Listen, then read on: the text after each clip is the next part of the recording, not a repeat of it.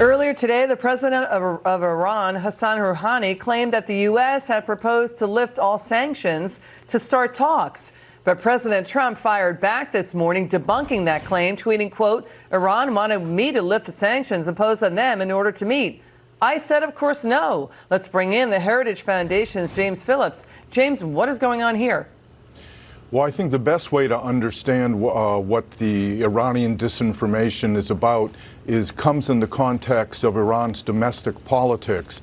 President Rouhani he's a hardliner, but he's more pragmatic than some of the ultra-hardliners that have been criticizing him for going to the United Nations and falling back on diplomacy. I think this statement was meant to make himself look better, make himself look like the assertive leader who rejected a desperate U.S., and also to diminish the U.S. negotiating position. But I think this is a tried and true tactic of the Iranian regime, which often behaves like a squid that injects ink to muddy the water, to confuse its enemies and encourage its own people. But James, nobody's really would believe that, because Britain, the EU, leaders, France and Germany at the UN this week warned Iran that you're breaching the nuclear deal. And I think that could be another reason why he's trying to distract the Iranian people from what could be a coming disaster. If the Europeans actually follow through and trigger the snapback sanctions at the UN, Iran will be much worse off.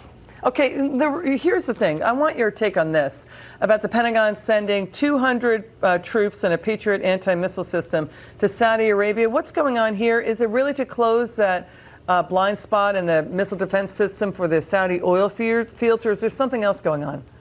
I think that's part of it, to boost Saudi air defense capabilities, but also it's an important political signal that the U.S. is standing by the Saudis and other Arab oil kingdoms that face threats from Iran. Is Saudi Arabia going to strike back in response and retaliation for the oil field hit? I think that's a $64 question. What do you think?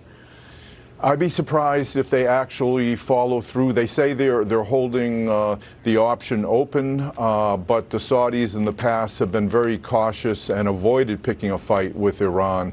And I think they're really taking their time in marshaling the evidence to show the world, probably at the UN, that it was Iran behind this attack. Okay, sir, thank you so much for joining us. Really appreciate it.